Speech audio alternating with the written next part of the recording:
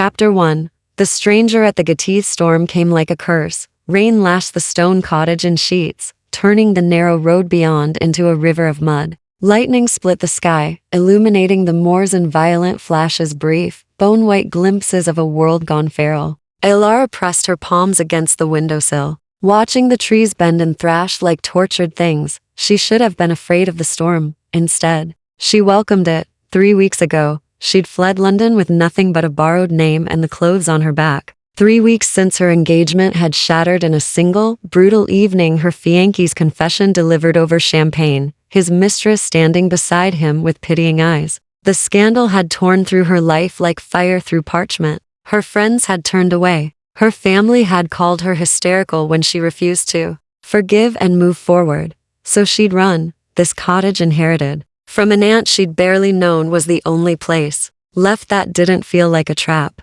Perched on the edge of the Yorkshire moors, it was isolated, forgotten, and blessedly silent. No one knew she was here. No one would come looking. The wind howled, and Elara pulled her shawl tighter. The fire in the hearth had burned low. She should add more wood, but exhaustion weighted her limbs. She'd barely slept since arriving. Every night, she lay awake, replaying that final argument. The way her fiancé had looked at her, not with guilt, but with irritation. As if she were the inconvenience. Lightning flashed again, and this time, she saw him, a figure, collapsed against the gate at the end of the garden path. Dark coat, pale hands clutching the iron bars. Motionless, Elara's breath caught. For a moment, she didn't move. Her mind raced through possibilities. A traveler caught in the storm, a vagrant seeking shelter, a trick of the light. But the figure didn't vanish when the lightning faded. He remained, slumped and still, rain pouring over him. She shouldn't go out there. Every instinct screamed at her to stay inside, to lock the door, to pretend she'd seen nothing.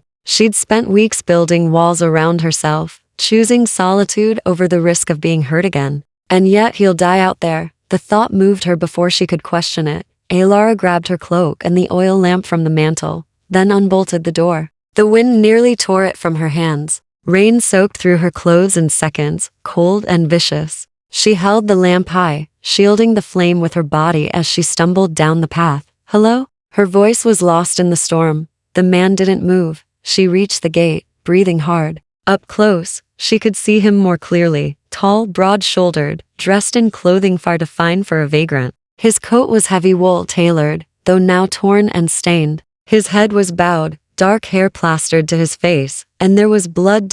So much blood. It soaked the front of his shirt, spreading across his chest in a dark, glistening stain. His hands, elegant, long-fingered, were pressed against his side, as if trying to hold something in. "Oh God." Elara fumbled with the gate latch. "Can you hear me?" No response. She knelt beside him, setting the lamp down. His skin was cold, far too cold, even for the rain. Deathly pale. She pressed her fingers to his throat, searching for a pulse, and nearly sobbed with relief when she found it. Faint, irregular, but there. "I'm going to help you," she said, though she wasn't sure he could hear. "Stay with me." He was heavy, impossibly heavy. Elara looped his arm over her shoulders and heaved, dragging him upright. He stirred, a low sound escaping his throat, not quite a word, more like a warning. But he didn't resist. As she half carried, half dragged him toward the cottage, the world narrowed to rain and effort and the terrible weight of him. Her boots slipped on the muddy path. Her muscles screamed. But she didn't stop. Couldn't stop. Some buried part of her, some desperate, stubborn part that refused to let another life slip away, wouldn't allow it. They reached the door. She shoved it open with her shoulder and pulled him inside. The fire hissed as rain dripped from their clothes. Elara lowered him onto the rug before the hearth, her hands shaking. In the firelight, she could finally see his face. Beautiful. The word rose unbidden, and she hated herself for thinking it. He was a stranger, bleeding and unconscious on her floor, and yet there was something arresting about him. Sharp cheekbones, a severe mouth, dark lashes resting against pale skin. He looked like something carved from marble, cold and perfect and utterly inhuman. Elara pushed the thought aside and reached for his coat. She needed to stop the bleeding. The fabric was soaked through, heavy with rain and blood. She peeled it back carefully, revealing the wound beneath. Her breath caught. It wasn't a knife wound. Not a bullet either. 3 long gashes ran across his ribs, deep and vicious, as if something with claws had torn into him. The edges were ragged, but they're already closing. Alara stared. She'd seen wounds before, had helped tend injured animals on her family's estate as a child. She knew how flesh looked when it was torn. This was wrong. The bleeding had slowed too quickly. The edges of the gashes were knitting together, impossibly fast, as if his body were stitching itself whole. She jerked back, heart pounding. "What are you?" she whispered.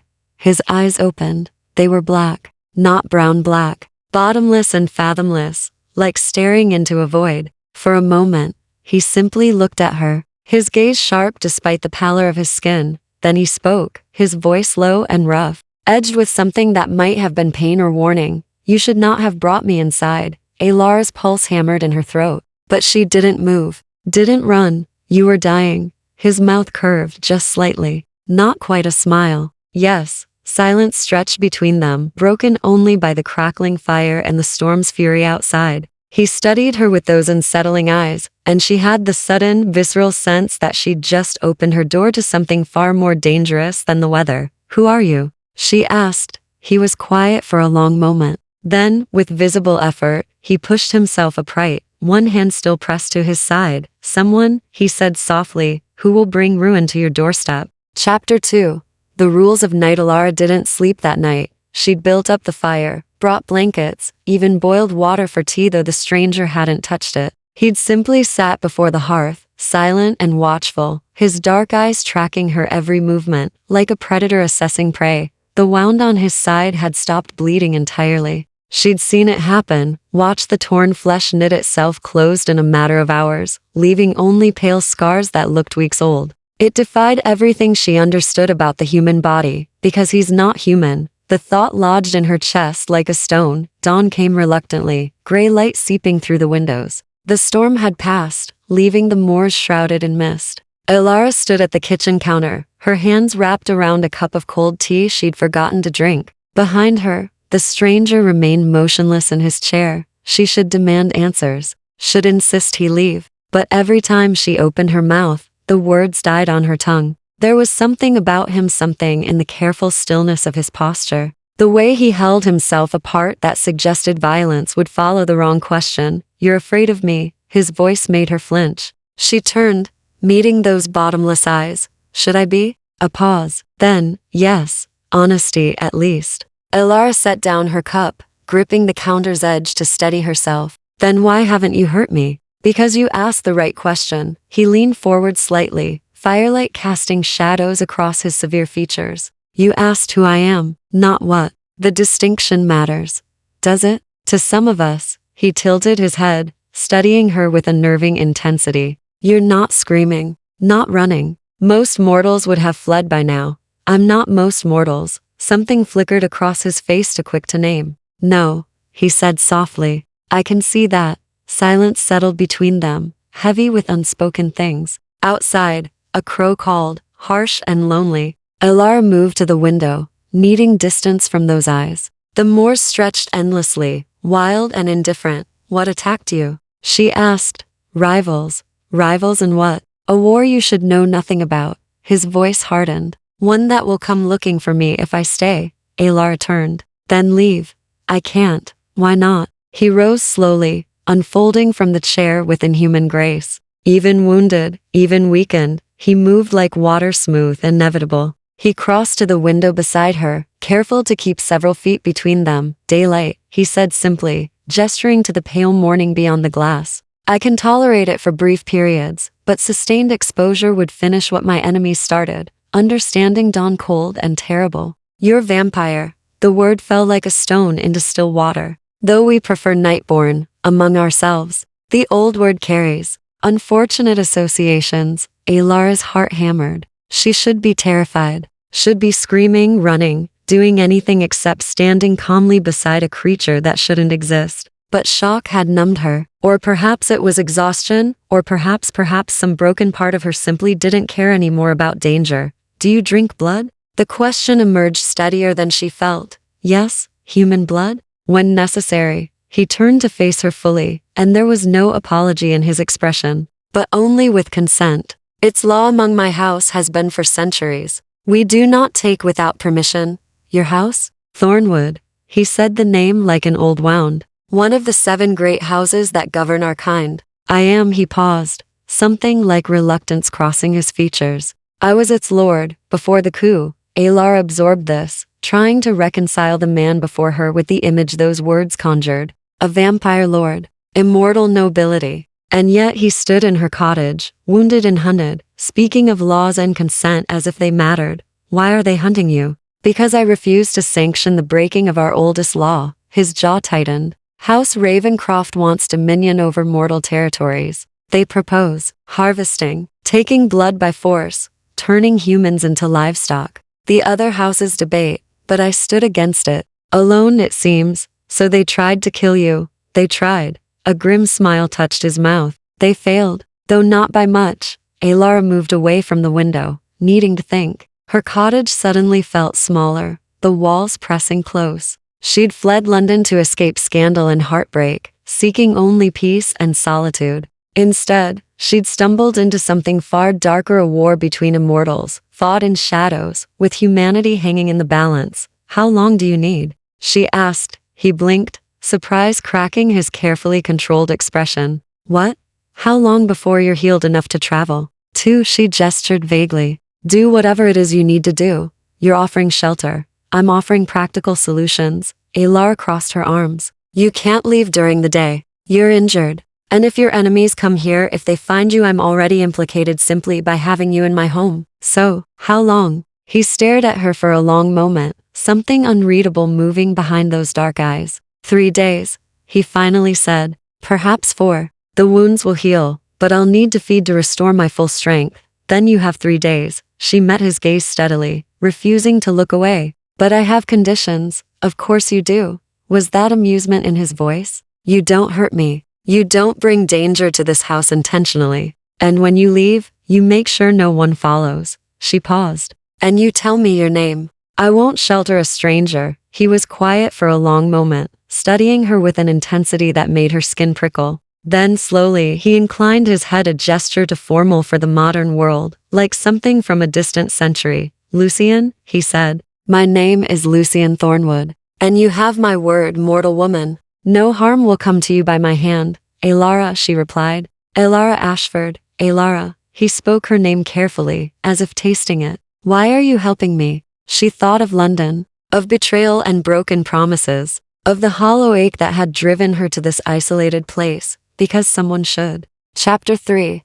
The nature of monster solution didn't move during the day. Alara had expected something, pacing, perhaps, restlessness, but he simply sat in the chair she'd positioned away from the windows. So still he might have been carved from stone. His eyes remained open, fixed on some distant point only he could see. And his breathing, if he breathed at all, was imperceptible. It unsettled her more than violence would have. She tried to occupy herself with mundane tasks, sweeping floors that didn't need sweeping, reorganizing the small pantry, anything to avoid looking at him, to avoid thinking about what he was. But her gaze kept drifting back, drawn by morbid curiosity. In daylight, he looked even less human. His skin held a translucent quality, like porcelain stretched over bone. No flush of warmth, no subtle shifts of expression. He could have been a beautiful corpse, preserved and propped up for viewing. You're staring. Alara jumped, nearly dropping the book she'd been pretending to read.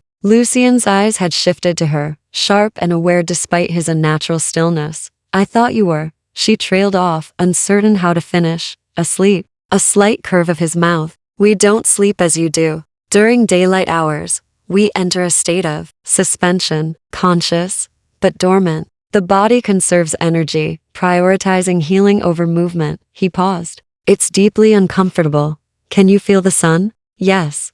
The single word carried weight, like needles beneath the skin. A constant, low-grade agony that worsens with proximity to windows or open doors. Direct sunlight would be. He hesitated. Imagine your flesh igniting from within, burning without flame, without mercy, until nothing remains but ash. Alara set down her book, stomach churning. That's horrible. It's survival. His tone was matter-of-fact. Every gift demands its price. Immortality, strength, accelerated healing. We pay for these in daylight and blood hunger. The universe maintains its balance. She studied him, this creature who spoke of cosmic equilibrium, while sitting in her shabby cottage. Do you regret it? Becoming what you are? I didn't become. I was born this way. He shifted slightly, a minute adjustment that somehow made him seem more present. Contrary to myth, most vampires aren't made, they're born to vampire parents. Pure bloodlines, carefully maintained. Turning a human is possible, but rare, forbidden without sanction from all 7 houses. Why? Because the process is brutal, and success isn't guaranteed. A turned vampire is forever bound to their maker, can feel their presence, their emotions, even hear their thoughts if the bond is strong enough. It creates. He paused, searching for words. Complications, dependencies. Most houses view it as creating slaves, which violates our laws regarding autonomy and consent. Alara absorbed this, her understanding of vampire nature shifting. She'd expected monsters driven by base hungers. Instead, she found structure, laws, unexpected ethics. You keep mentioning consent. Why does it matter so much? Lucien's expression darkened. Because we remember what it was like when it didn't. Centuries ago, before the houses formed, before we established codes of conduct, vampires were predators without restraint. We took what we wanted, killed without thought, treated humans as prey. His voice dropped. It nearly destroyed us. Humans united, hunted us to the edge of extinction.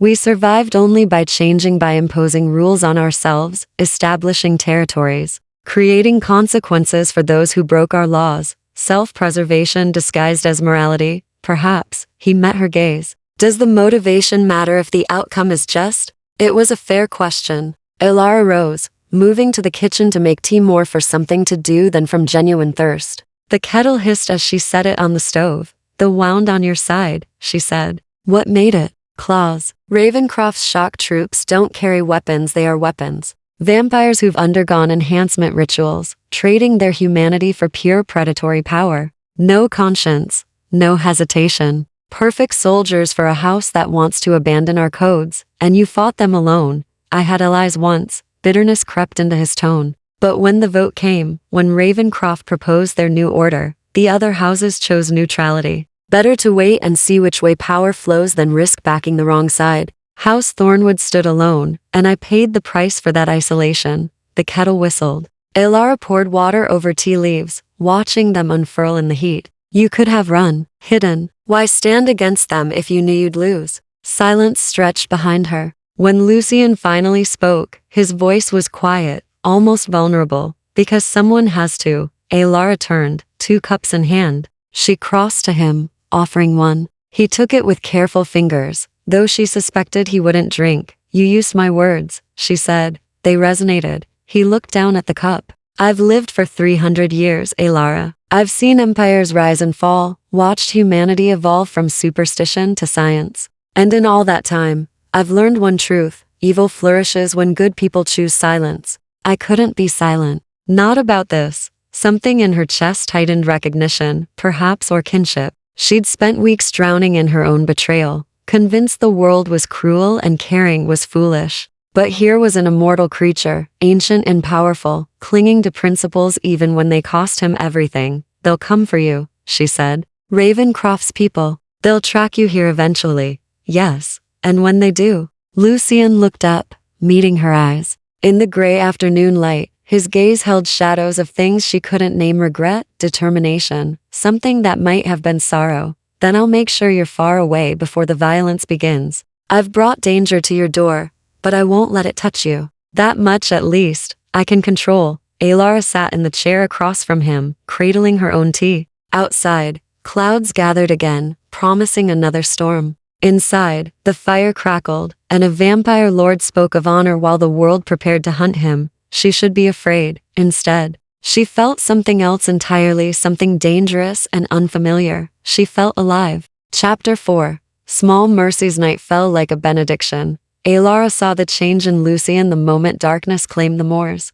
Color seeped back into his skin, subtle, but unmistakable. His posture loosened, the rigid stillness giving way to fluid movement. He rose from the chair, rolling his shoulders, and she heard the soft crack of joints realigning. Better? She asked, infinitely. He moved to the window, gazing out at the star-scattered sky with something like hunger. 300 years, and I've never grown accustomed to daylight's prison. Night is when we truly live. Alara joined him, keeping a careful distance. The moors looked different in darkness, vast and secretive, full of hidden depths. What will you do tonight? Hunt. He said it simply, without inflection. I need blood to complete the healing. The wound is closed, but I'm weak, vulnerable. That makes us both targets. Her pulse quickened. Will you go far? No. Lucien turned to face her, and his eyes caught the lamplight, reflecting it back like a cat's. There's a village 3 miles south. I'll find someone willing, a farmer, perhaps, or a night worker. I'll offer coin in exchange for what I need. It will take an hour, no more. And if no one's willing, then I go hungry. His tone brooked no argument. I don't break my word, Alara. Not about this. Never about this. She believed him. God help her. She believed him entirely. Be careful, she said. Something flickered across his face, surprise perhaps. He studied her for a long moment, then inclined his head in that archaic gesture of his. Lock the door behind me. Don't open it for anyone but me. How will I know it's you? I'll knock 3 times, pause, then twice more, and I'll say your name. He moved toward the door, then paused. If anyone else comes, if you hear anything unusual, run. Out the back, into the moors. Don't look back. Lucien, promise me. The intensity in his voice made her breath catch. Alara nodded. I promise. He left without another word, slipping into the darkness like smoke. The cottage felt cavernous in his absence. Alara locked the door, checked the windows, built up the fire. Then she sat at the small kitchen table, hands wrapped around yet another cup of tea, and tried not to imagine what he was doing. Tried not to picture him approaching strangers in the dark, offering coins for blood, only with consent. She reminded herself. He has rules, laws. He's not a monster.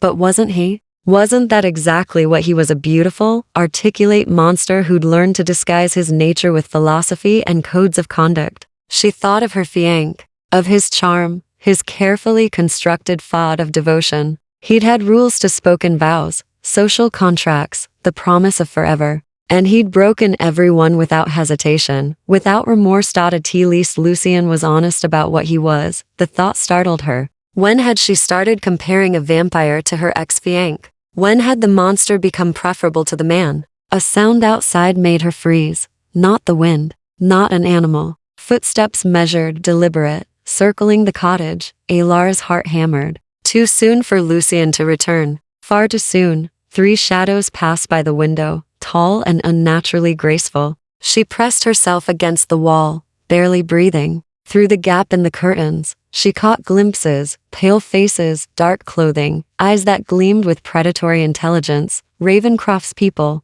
They'd found him. Found her.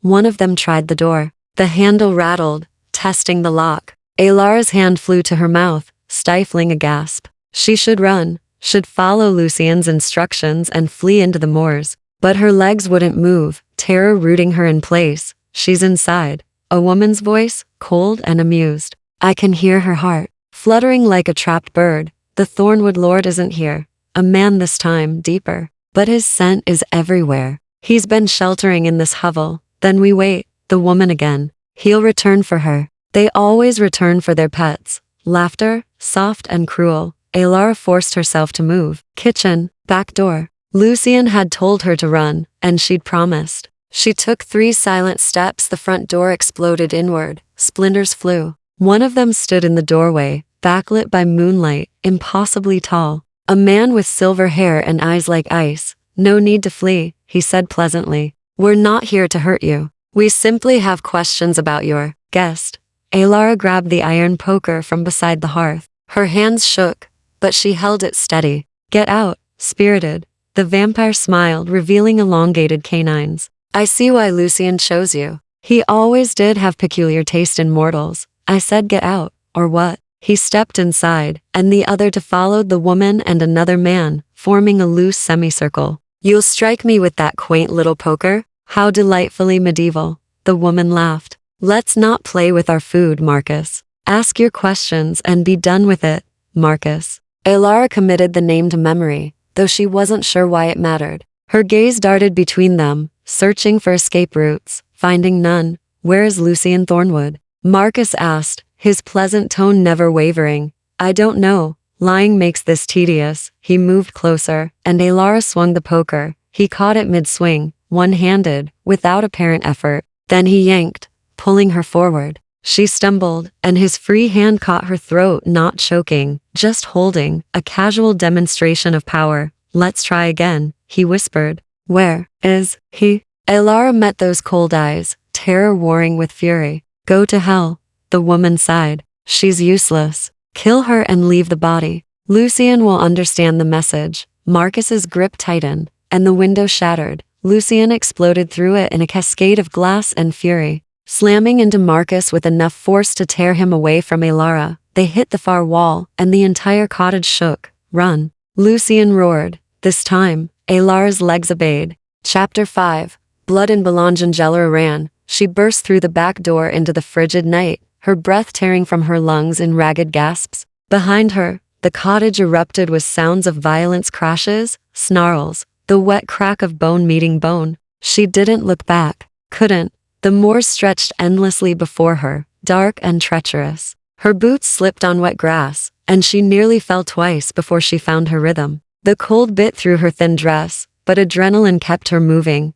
Where are you going? The rational part of her mind demanded. You're running blindly into wilderness at night, but Lucian had told her to run, and some instinct deeper than thought insisted she trust him. A scream pierced the darkness behind her, high, feminine, abruptly cut off. Alara's stomach lurched. She pushed harder, stumbling over rough ground, her lungs burning. The moon provided barely enough light to see by, casting everything in shades of silver and shadow. She'd gone perhaps a quarter mile when she heard footsteps behind her, fast, too fast for human. Alara spun, raising her hands uselessly, and saw the male vampire, not Marcus, the other one bearing down on her with inhuman speed. His face was twisted with rage, his coat torn and bloodied. She was going to die. The vampire lunged and Lucian materialized between them. He moved like liquid shadow, intercepting the attack with brutal efficiency. His hand closed around the vampire's throat, and he drove him backward, slamming him into the rocky ground with enough force to crack stone.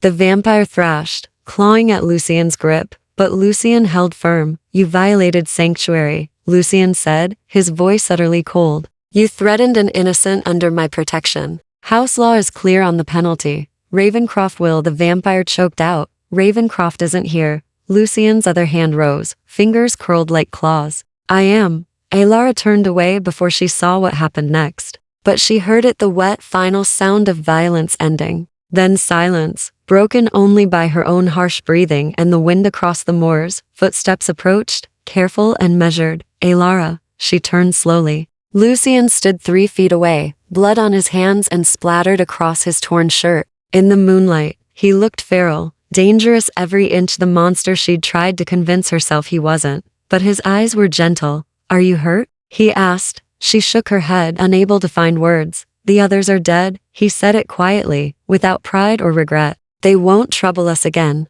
but more will come. Ravencroft will send others when these 3 don't return. You killed them. Her voice sounded distant, disconnected. Yes, for me, yes. He took a step closer, then stopped, as if afraid to spook her. You're under my protection now, whether you intended it or not. That means something, among my kind. It means I defend you with my life, or I'm forsworn. Alara wrapped her arms around herself, shaking from cold or shock. She couldn't tell. I don't understand any of this. I don't understand you. 2 days ago, I was alone, and now there are dead vampires on my moors and you're covered in blood. And her voice cracked. I should be terrified of you. You should be. He didn't move, didn't try to comfort her. I'm exactly what you fear I am, Alara. A killer. A monster. Ancient and dangerous and stained with centuries of blood. You should run from me and never look back.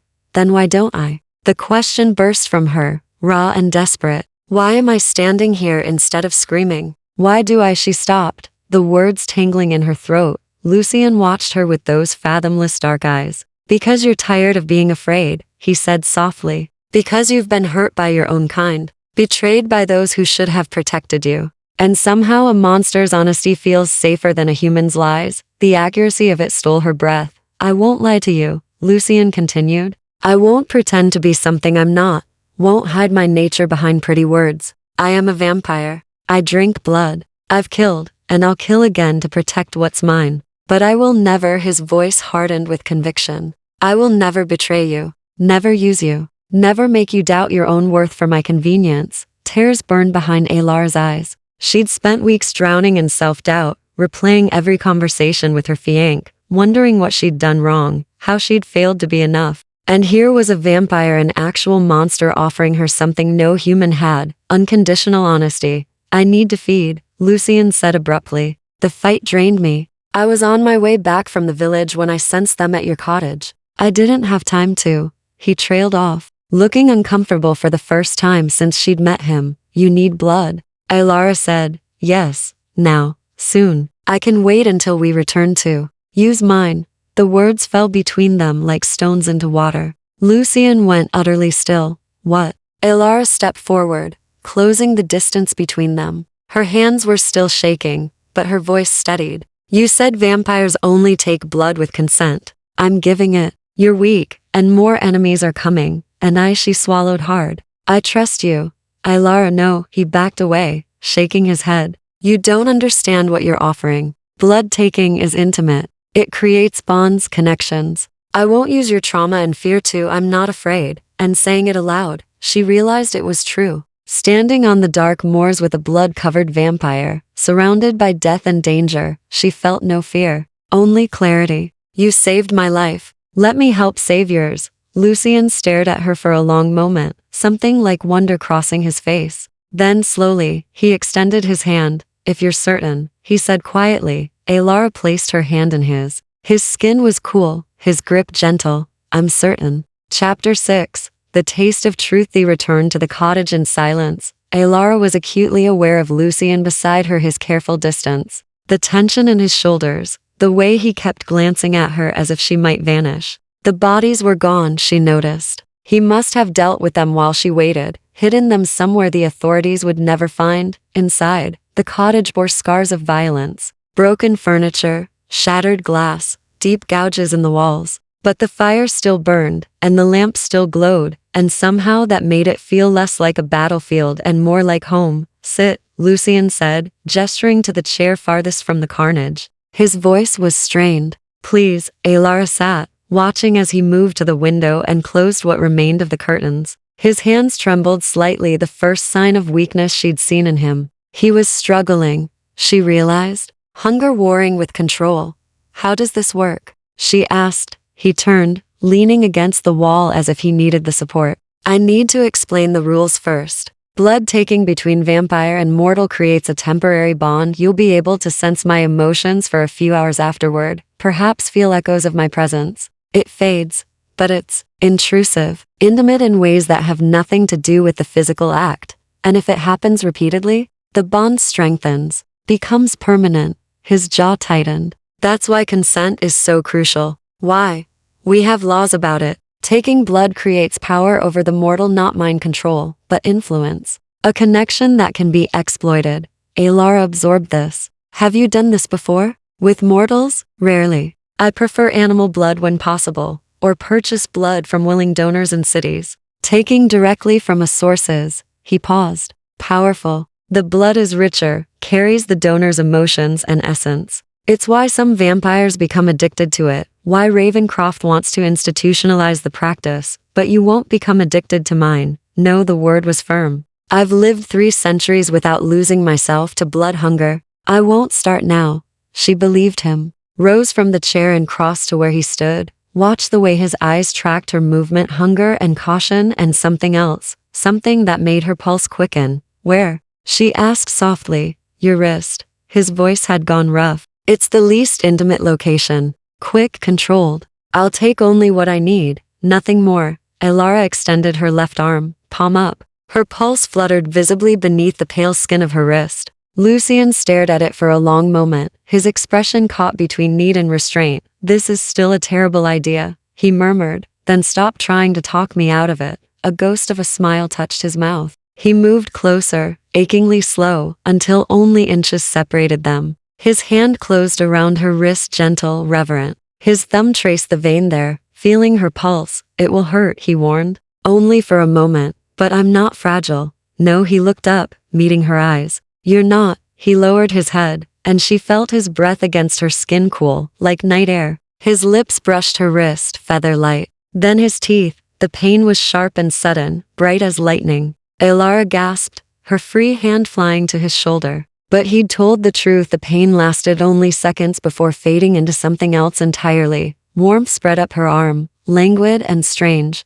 She felt his mouth working against her skin, felt the pull of blood leaving her body. But more than that, she felt him, his emotions bleeding into hers through the connection forming between them. Relief, profound, overwhelming relief as strength flooded back into him. Gratitude, deep and genuine, tinged with something like awe, and underneath it all, carefully controlled but unmistakable desire, not the crude hunger of predator for prey, something more complex. Loneliness, recognizing its mirror, darkness calling to darkness. Elara's breath caught, her fingers tightened on his shoulder, and she felt him shudder in response. The connection intensified, and suddenly she could sense more fragmentary impressions, memories not her own, a grand hall lit by hundreds of candles. A woman in medieval dress, laughing, blood on marble floors, fire, screaming, centuries of silence and solitude. The weight of immortality crushing down, down, down. Lucian pulled back abruptly, releasing her wrist.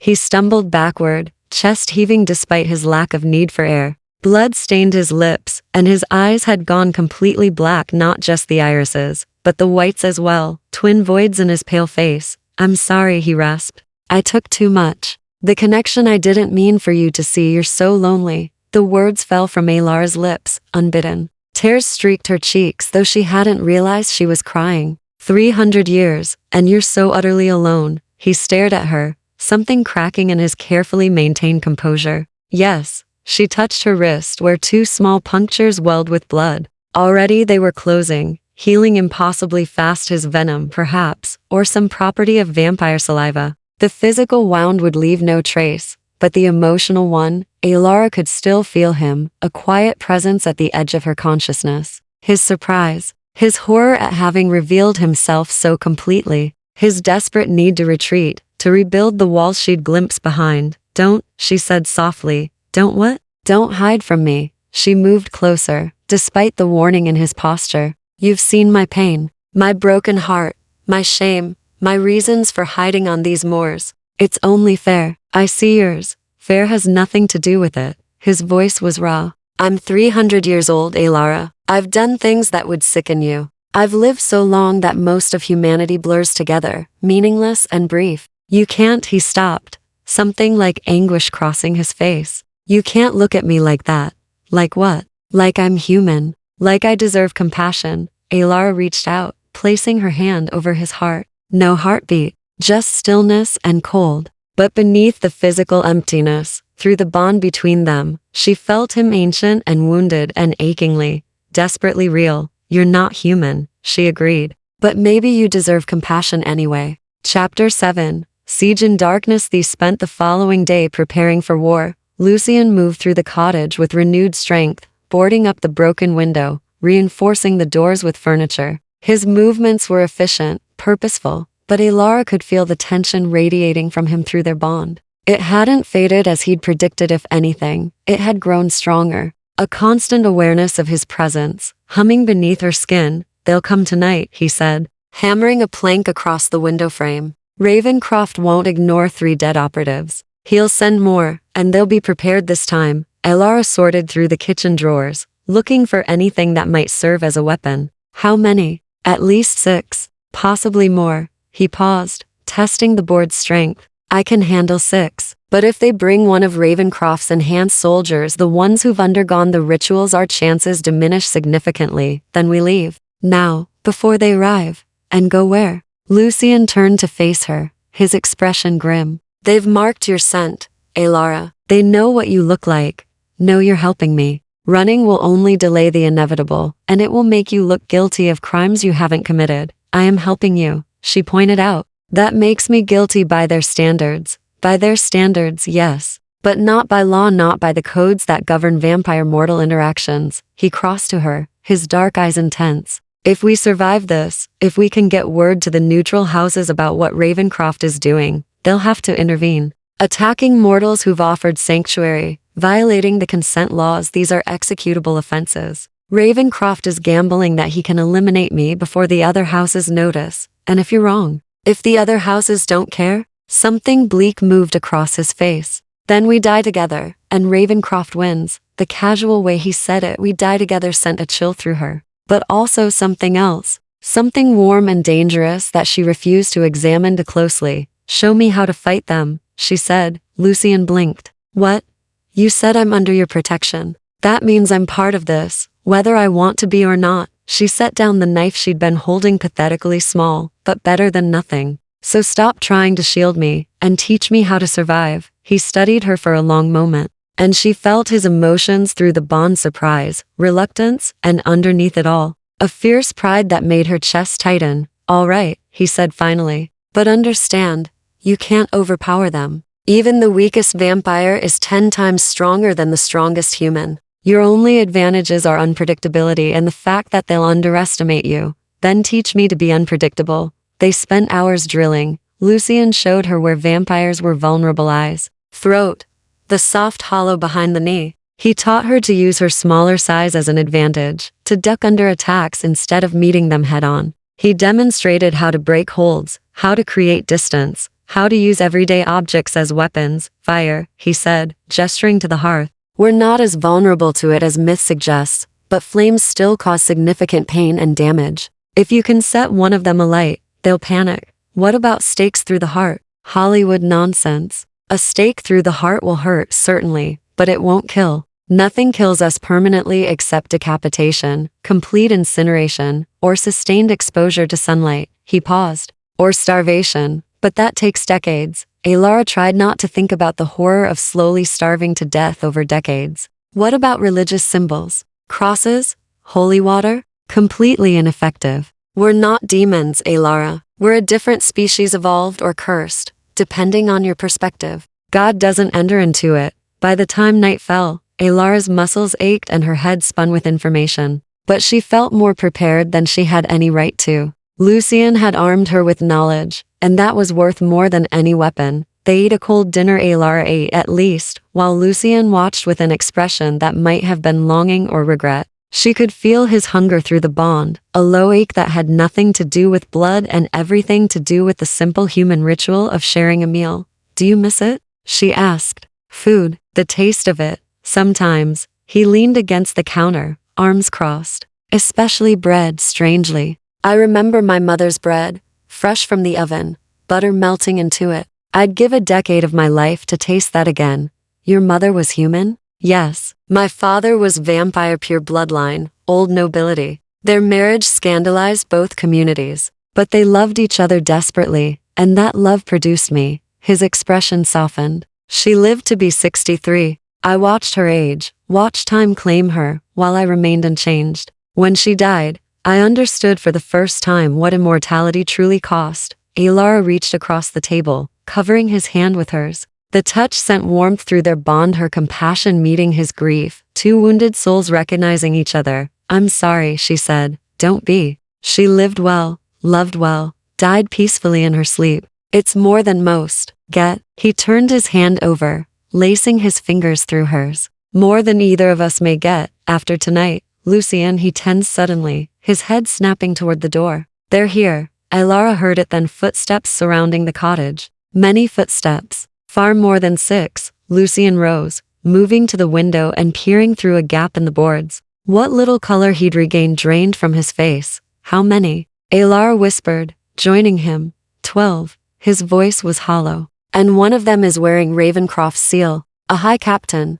Can we fight 12? He looked at her, and through the bond she felt his answer before he spoke it. No. The first window exploded inward, and chaos descended. Chapter 8. Fire and reckoningless rained down as 3 vampires poured through the shattered window. Lucian met them with controlled fury, his movements a blur of precision and violence. He caught the first attacker mid-leap, redirecting the vampire's momentum into the wall with bone-crushing force. The second he struck with an open palm to the throat, sending them reeling backward. But the third got through, claws extended, heading straight for Alara. She dove behind the overturned table, just as Lucian had taught her. The vampire's claws raked across the wood, splintering it. Alara rolled, grabbing the poker from beside the hearth, and swung it with all her strength at the vampire's knee. The iron connected with a satisfying crack. The vampire howled, stumbling, and Lucian was their hand closing around the creature's skull, slamming it down onto the stone hearth with lethal force. 3 down. 9 to go. The front door buckled under repeated blows. Wood splintered, hinges screaming. Alara scrambled to her feet, backing toward the kitchen. Through the bond, she felt Lucian's frantic calculation to many enemies, too many angles of attack, no way to protect her and fight simultaneously. The lamp. She shouted. Lucian, the oil lamp. Understanding flashed across his face. He grabbed the lamp from the mantel and hurled it at the door just as it gave way. Glass shattered, oil spraying across the threshold and the vampires crowding through it. Alara snatched a burning branch from the fire and threw it. The oil ignited with a roar, flames engulfed the doorway, and the vampires recoiled, shrieking. The scent of burning flesh filled the cottage, acrid and horrifying. But the fire bought them precious seconds. Lucian used to drag Alara toward the back door. Out, he commanded. Now. They burst into the night, into the waiting arms of more vampires. 4 of them formed a semicircle, cutting off escape routes.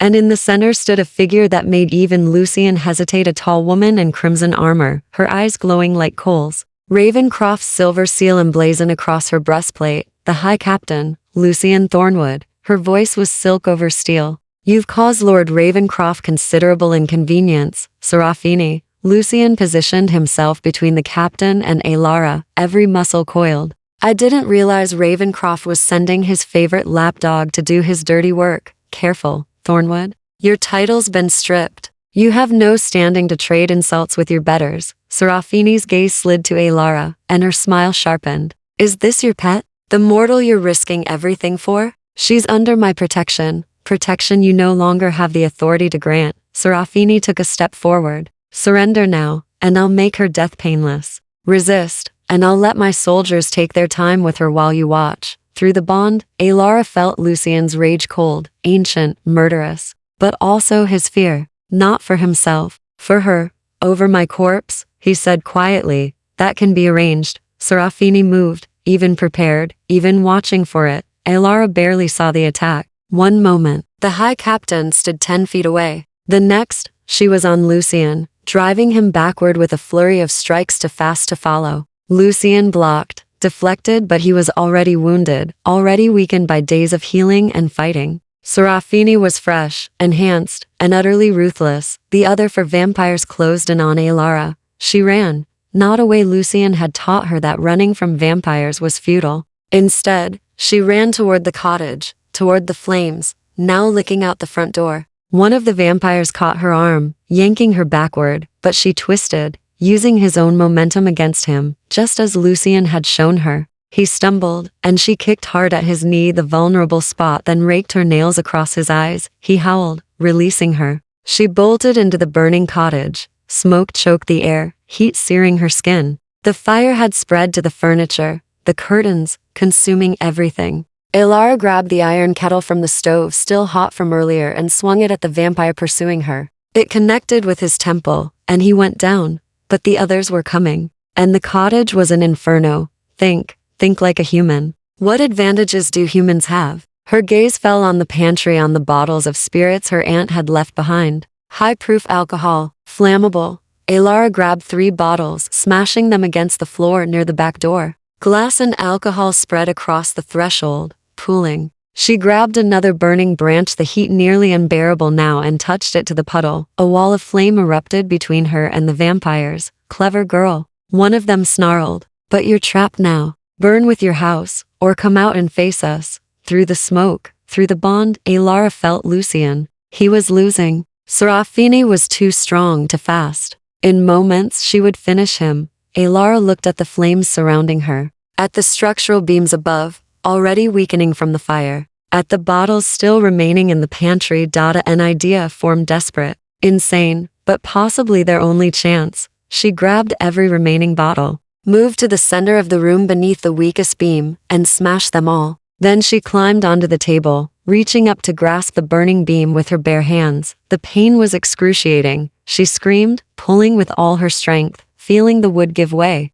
The beam cracked, tilted, and the ceiling began to collapse. Alara, no. Lucian's mental cry through the bond was anguished, but she'd already jumped, rolling toward the back door as flaming debris crashed down. She felt the blast of heat, felt something strike her shoulder, and then she was through, into the night, into Lucian's arms as he materialized beside her, behind them. The cottage collapsed completely, flames shooting skyward, and in the wreckage, she heard screaming vampires trapped, burning. Serafini stood at the edge of the conflagration, her expression furious. After them. But Lucian was already running, carrying Alara into the darkness of the moors. Behind them, the cottage, her sanctuary, her refuge burned like a funeral pyre. Chapter 9. What remains? They ran until Alara's lungs screamed for mercy. Lucian carried her effortlessly, moving across the moors with inhuman speed and grace. She clung to him, face pressed against his chest, feeling his silent fury through the bond, not at her, but at himself, for failing to protect her, for bringing death to her door. Finally, when the orange glow of the burning cottage had faded to a distant flicker, he stopped. They'd reached a rocky outcropping, a natural shelter formed by ancient stones. He set her down gently, then immediately began examining her injuries. Your hands, he said, his voice rough with barely controlled emotion. God, Alara, your hands. She looked down. The palms were blistered, raw, already weeping. The pain had been distant during the escape, adrenaline numbing it. Now it crashed over her in waves, and she bit back a whimper. Lucian made a sound low in his throat, anguish and rage mingled. I need to, there's a way. My blood. Vampire blood has healing properties for mortals. If you drink a small amount, it will accelerate your healing. Dull the pain. Will it turn me? No, that requires far more than a few drops, and a specific ritual. This will only heal. He met her eyes, and she saw fear, their fear that she would refuse him, that she would see this offer as a violation.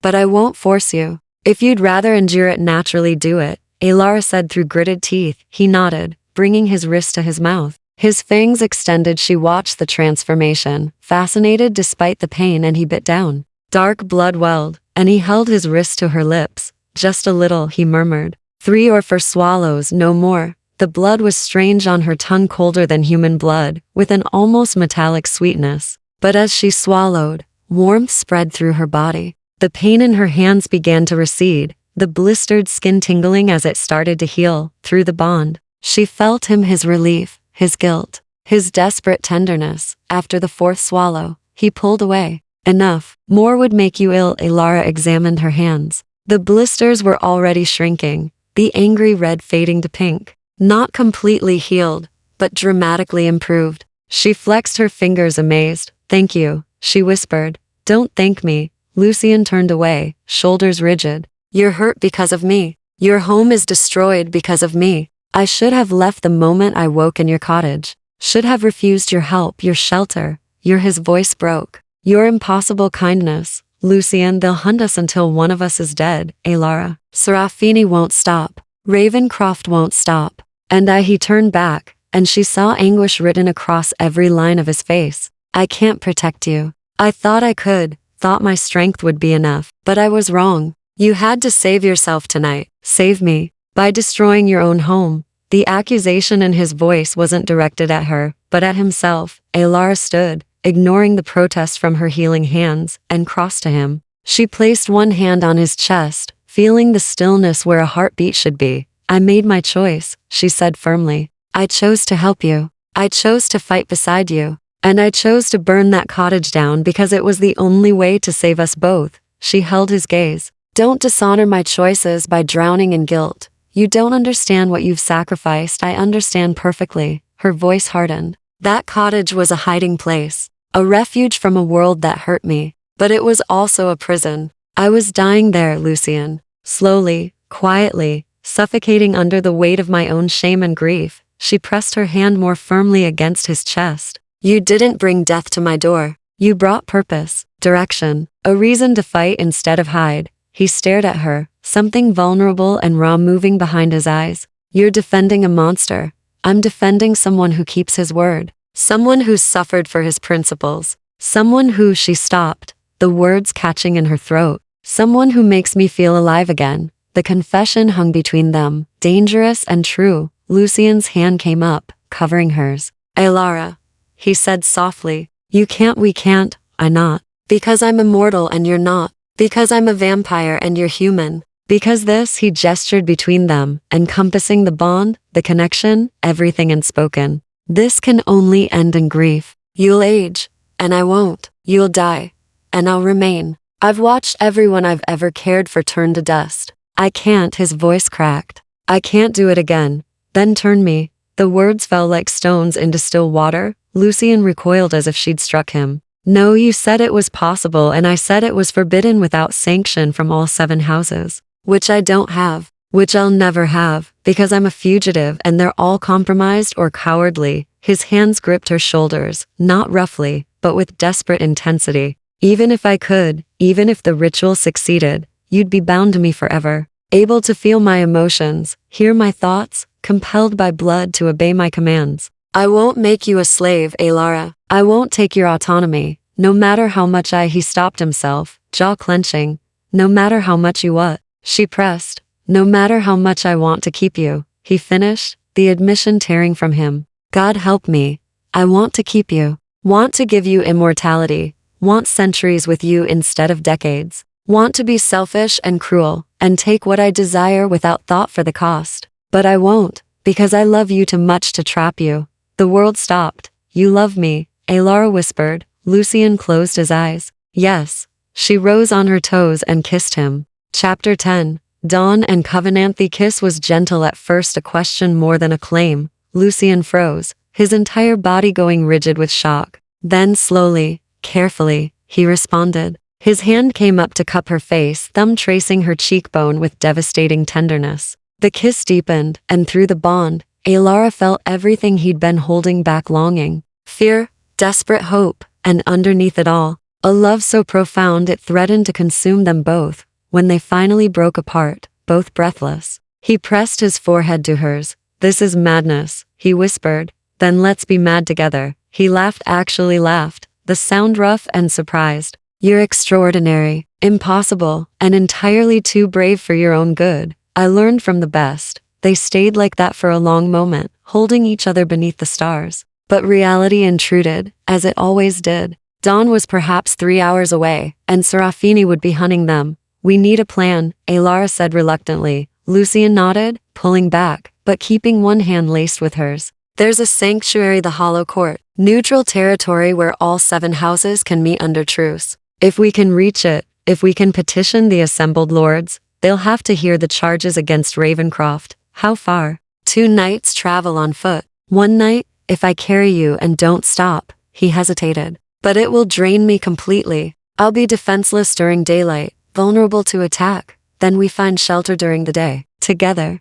Alara squeezed his hand. You said it yourself, I'm unpredictable. Let me help. He studied her face and she felt his internal struggle through the bond. Finally, he nodded. All right, but we leave now, before Serafini reorganizes her forces. They set off across the moors, moving quickly but carefully. Lucian carried her when the terrain grew too difficult, and she directed their path when his night vision revealed threats. They worked together, complementing each other's strengths, and the bond between them hummed with shared purpose. By the time false dawn pearled the eastern sky, they'd reached an abandoned shepherd's hut. Lucian barricaded the door while Alara checked for threats. It was crude shelter, but it would suffice. As true dawn approached, she watched him weaken, color draining from his skin, movements slowing, that terrible stillness creeping back. He settled into the corner farthest from the windows, and she sat beside him, their shoulders touching. Tell me about the Hollow Court, she said.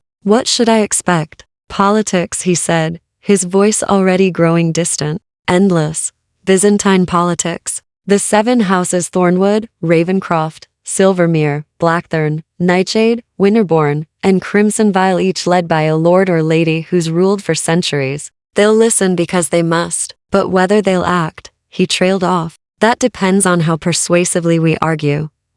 You'll speak for the mortals. I'll speak for vampire law. A faint smile. Together, we might stand a chance. The sun rose, and he fell silent, locked in daylight's prison. Alara kept watch, her burned hands aching despite the vampire blood's healing. She thought about what lay ahead, facing ancient vampire nobility, arguing for laws and principles she barely understood, risking everything on the hope that justice still mattered to immortals. It should terrify her. Instead, she felt calm, certain, as if every choice she'd made, every betrayal survived. Every wound endured had led to this moment. Night returned eventually, as it always did. They traveled again. Faster now, urgency driving them forward. And as midnight approached on the second night, they crested a hill and saw it the hollow court. It rose from the earth like something carved from shadow and moonlight. Ancient stone older than memory, shaped into graceful arches and soaring spires. Torches burned with silver flame along the walls, and she could see figures moving in the windows. Vampires, dozens of them, gathered for conclave. Are you ready? Lucian asked. Alara looked at him, this vampire lord who'd become her salvation, her purpose, her love. With you? Always. They descended together. The gates opened at their approach, and suddenly they were surrounded by guards not hostile, but wary. A tall vampire in midnight blue robes stepped forward. Lucian Thornwood. You stand accused of treason against House Ravencroft. Surrender your weapons and come quietly. Or the vampire's gaze fell on Alara, and his eyes widened. Immortal? You brought Immortal to the Hollow Court? I invoke right of witness, Lucian said formally. This mortal has testimony relevant to House Ravencroft's crimes. By ancient law, you must grant her voice. Murmurs rippled through the assembled vampires. The guard hesitated, then nodded curtly. Follow me. The lords are assembled. They were led through corridors of impossible beauty, walls that seemed to shift between stone and starlight, floors that reflected constellations not visible from Earth. Finally, they reached a vast circular chamber where 7 thrones stood, and upon each sat a figure of terrible majesty. Ravencroft occupied the largest throne, a cruel, beautiful man with eyes like winter ice. His gaze fixed on Lucian, and he smiled. Thornwood, how good of you to deliver yourself to justice. I come to deliver you to it. Ravencroft, Lucian's voice rang clear. You've violated our oldest laws, attacked mortals under sanctuary, authorized murder without trial, and planned genocide against humanity itself. Lies, Ravencroft said smoothly. The ravings of a deposed lord desperate to reclaim power. Then let the mortal speak. Lucian gestured to Alara. Let her testify to what your soldiers did. What? They threatened. What you've sanctioned. All eyes turned to her, ancient, inhuman, weighing. Alara stepped forward, chin raised, and began to speak. She told them everything: the attack, the threats, Serafini's words about turning humans into livestock. She spoke of Lucian's honor, his refusal to break laws even when it cost him everything. She spoke with passion and clarity, her voice never wavering. When she finished, silence fell. Then Lady Silvermere rose from her throne. I have heard enough. House Silvermere stands with Thornwood. One by one, the other houses rose: Blackthorn, Nightshade, Winterbourne, Crimson Vial. 5 against 2. Ravencroft's expression darkened. But he was bound by the court's judgment, bound by laws older than empires, by majority vote. Lady Silvermere declared, Lucian Thornwood is restored to lordship, and Ravencroft stands accused. Alara felt Lucian's hand find hers, felt his overwhelming relief through their bond. They had won. Epilogue 6. Months later, Alara stood on the balcony of Thornwood Manor, watching night claim the sky. Behind her, she heard Lucian approach, felt him through the bond that had only grown stronger with time. Second thoughts? He asked, wrapping his arms around her waist. She leaned into him, smiling. Never. Tomorrow, she would undergo the ritual. Tomorrow, she would choose immortality not as his slave, but as his equal. The other houses had granted sanction, acknowledging their bond as something rare and precious. Tomorrow, she would become vampire. But tonight, for one last night, she was human, mortal, finite and fragile, and entirely, perfectly herself. I love you, Lucian murmured against her hair. I know, Alara replied, turning in his arms to kiss him. I love you too. And somewhere in the distance, dawn began its inevitable approach, but it no longer frightened her. After all, she'd learned to thrive in darkness.